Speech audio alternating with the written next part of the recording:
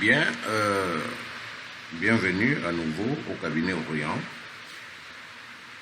dans cette deuxième vidéo sur les tableaux croisés dynamiques. Eh bien, nous avons ces données de base pour construire notre premier tableau croisé dynamique. Donc, c'est des saisies brutes comme cela. Nous allons commencer par mettre sous forme de tableau dynamique Excel. Nous savons déjà comment le faire. Donc, je me mets dans une cellule quelconque. Je m'en vais dans Insertion. Je choisis Tableau. Je me rassure qu'il a très bien cadré donc toutes les données. Je me demande si mon tableau comporte des en-têtes, oui, matricule, nom, etc. jusqu'à salaire catégoriel. Je valide et mon tableau est fait. Bien, ce serait aussi commode de faire une mise en forme des montants là-bas. Donc dans le menu accueil, je choisis nombre et je vais lui demander de mettre ça sous format nombre avec 0 partie décimale et un séparateur de milliers.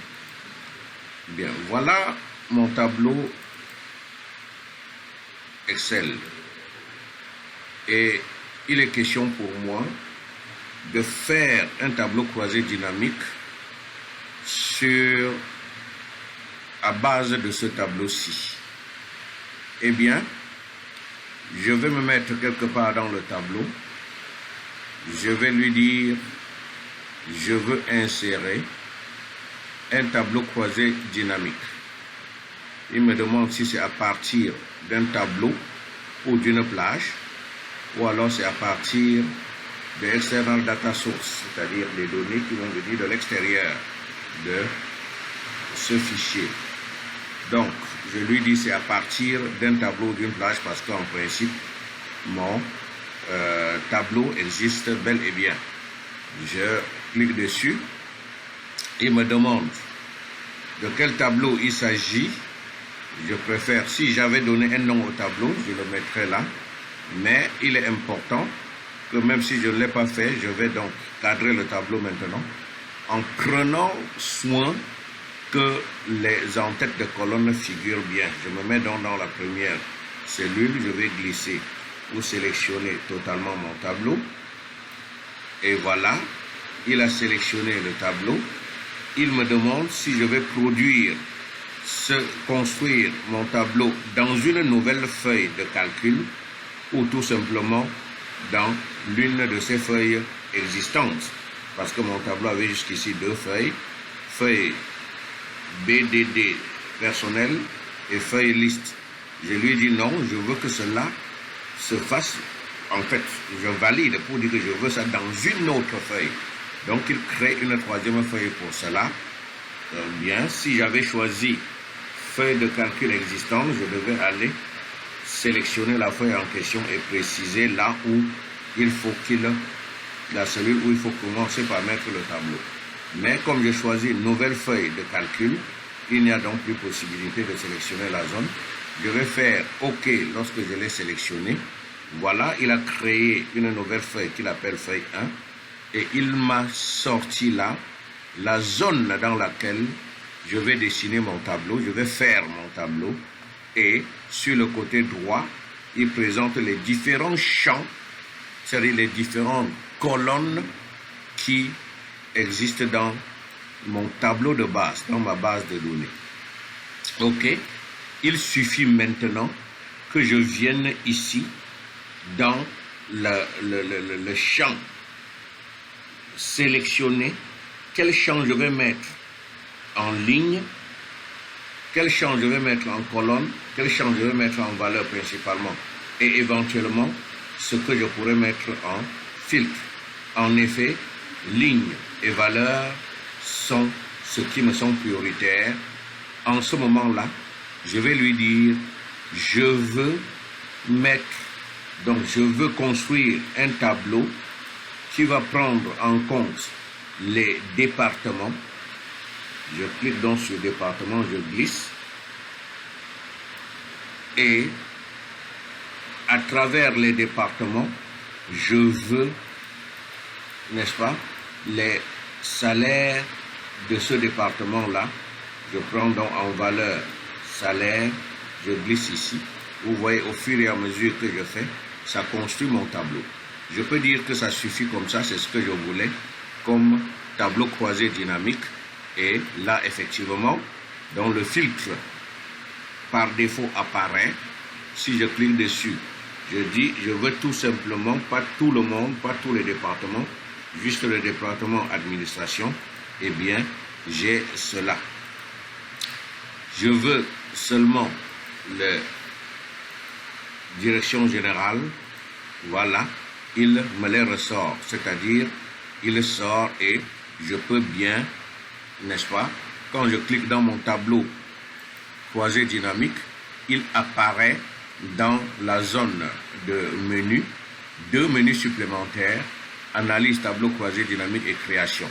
Tout comme il réapparaît dans la liste des champs. Si je clique hors du tableau, tout cela va disparaître.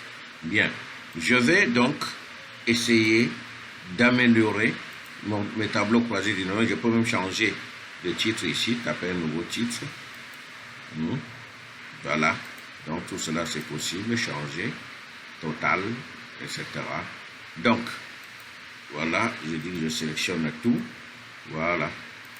Bien, je vais donc rentrer dans mon tableau, je vais lui dire que il faut, je peux donc modifier mon tableau en lui demandant qu'en ligne qu'il mette d'abord les départements, mais dans les départements, qu'ils mettent les noms des concernés. Je vais donc mettre là, et vous allez voir que maintenant, par département, apparaissent les noms des personnes qui sont dans ces départements-là.